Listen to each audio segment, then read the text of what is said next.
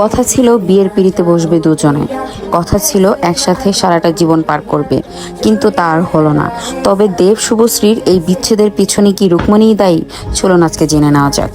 দেবের সাথে বিচ্ছেদ হওয়ার পরে রাজ চক্রবর্তীর সাথে গাঁটছড়া বেঁধেছেন শুভশ্রী গাঙ্গুলী। সে সংসারে রয়েছে তার দুটো সন্তান, ছেলে এবং মেয়ে। তবে এখন অনেকেই দেব শুভশ্রীর এই বিচ্ছেদের পিছনে রুক্মিণীকে দায়ী করছেন, যদিও রুক্মিণী এবং দেব অনেকদিন ধরেই একসাথে রয়েছেন। তবে সম্প্রতি রুক্মিণীর একটি ইন্টারভিউ সবার সামনে এসেছে। ওর সাথে একটা সম্পর্কে জড়িত এবং সেটা অনেকজন ভাবে 2017 থেকে, কিন্তু সেটা সত্যি নয়। তার অনেক 5 বছর আগে থেকে আমি তার সাথে জড়িত। রুক্মিণীর দেওয়া ইন্টারভিউ অনুযায়ী তারা 2011-12 থেকেই নাকি একসাথে রয়েছে, কিন্তু আমরা জানি ওই সময় দেব এবং শুভশ্রী একসাথে ছিল। 2009-এ চ্যালেঞ্জ মুভি থেকেই দেব এবং শুভশ্রীর যাত্রা শুরু, তারপরেই তাদের সম্পর্ক এবং অবশেষে বিচ্ছেদ।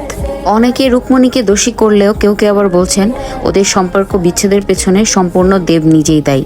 কারণ শুভশ্রী চেয়েছিল সংসার করতে, দেবকে বিয়ে করতে, তবে দেব সেটা চায়নি। দেব চেয়েছিল ক্যারিয়ার, যেটা সে তৈরিও করেছে। তবে শুভশ্রী সবসময় একটি সুন্দর সংসার, বাচ্চা এবং সব মিলিয়ে ভালো থাকতে চেয়েছিলেন। এই কারণেই তাদের বিচ্ছেদ হয়ে গেছে। বিচ্ছেদের কারণ যাই হোক না কেন, তারা এখন আলাদা আলাদা অবশ্যই ভালো আছে। আর একজন দেব শুভশ্রী ফ্যান হিসাবে নিশ্চয়ই সবাই আশা করবে তারা যেন নিজেদের ব্যক্তিগত জীবনে ভালো থাকে। Thanks for watching.